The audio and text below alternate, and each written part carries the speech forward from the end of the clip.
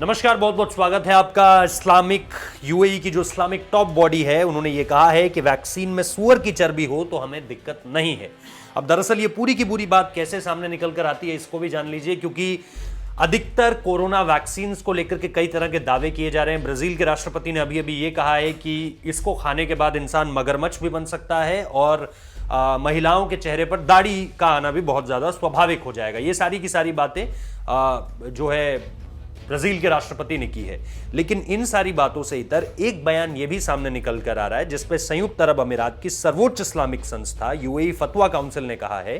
कि अगर इसे प्रोक्योर करने के लिए, मतलब कि इसको एक जगह से दूसरी जगह ले जाने के लिए जिस फ्रीजिंग टेम्परेचर का इस्तेमाल किया जाएगा, और उसमें कुछ ऐसे कण भी होंगे जिसमें जिलेटिन नाम के एक शब्द का जिक्र हो रहा है, जिसमें पोर्क का इस्तेमाल किया जाता है, जिसे सूअर की बॉडी से बनाया जाता है, ये मैं आपको बता दूं। लेकिन फिर भी जो है वो यूएई की टॉप इस्लामिक बॉडी कह रही है कि हम टेक इन कर सकते हैं इन वैक्सीन को, कोई दिक्कत है नहीं। जबकि इनको लेकर के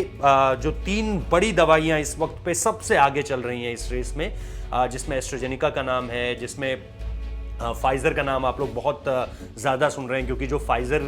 की टेस्टिंग है, और मैं क्लिनिकल ट्रायल्स की बात नहीं कर रहा हूँ, ह्यूमन बॉडी ट्रायल्स जो कि शुरू हो चुके हैं, जिसको लेकर के आपने बेंजामिन नेतन्याहू की तस्वीर देखी, जिसको लेकर के आपने जो बाइडेन की तस्वीर देखी कि उनको जो है ये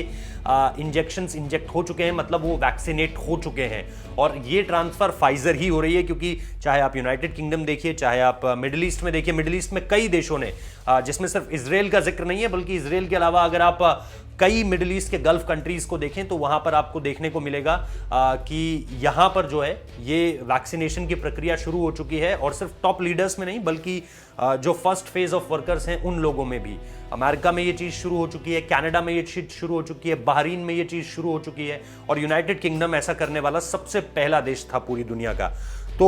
इसको लेकर के अधिकतर वैक्सीन जो हैं उसमें पोक जेलेटिन होता है, और इस वजह से कहा जा रहा है कि तमाम मुस्लिम धार्मिक मान्यताओं की वजह से कोरोना वैक्सीन से दूरी ये लोग बना सकते हैं। लेकिन क्योंकि आपको पता है कि इस्लाम में जो है वो सूअर के मांस से बने उत्पादों का उपभोग करना गलत माना गया है। तो ये सारी की सारी चीज़ें हैं। लेकिन कई न्यूज़ एजेंसीज, खास तौर पे दुनिया भर की जो वर्ल्ड रिसर्चर्स हैं, उन्होंने इस बात का खुलासा किया है कि वैक्सीन को लेकर ऐसी चिंताएं जाहिर की गई थी, लेकिन अक्टूबर महीने में इंडोनेशिया के कुछ डिप्लोमैट्स और मुस्लिम स्कॉलर्स ने इस दौरान जो है चीन के एक प्लेन से भी यात्रा करने से इसलिए मना कर दिया क्योंकि वहाँ पर भी इस टेस्ट को किया जा रहा था, जिसमें पोर्क की क्वांटिटी मिली हुई थी। तो ऐसे में ये माना जा रहा था कि शायद इसको लेकर के आपत्ति दर्ज कराई जा सकती है। लेकिन जैसा मैंने कहा कि कई दवाइयां जो हैं, जिसमें फाइजर है, चाहे मॉडर्ना हो गई या एस्ट्राजेनेका हो गई, इन्होंने कहा है कि कोरोना वैक्सीन में पोर्क उत्पादों का इस्तेमाल नहीं किया जा रहा है। तो अलग अलग दावे हैं, लेकिन दुनिया में ये भी एक संदेश अब वैक्सीन को लेकर चलने लगा है, जिसमें बोल्सोनारो ने एक स्टेटमेंट दिया था, ब्राजील के राष्ट्रपति, जिनका मैंने आपको जिक्र शुरुआत में बताया, और अब ये एक और स्टेटमेंट है। जरूर बताइए आप इस खबर को किस तरह से देख रहे हैं, और लाइक और सब्सक्राइब करना मत भूलिए। बहुत बहुत शुक्रिया।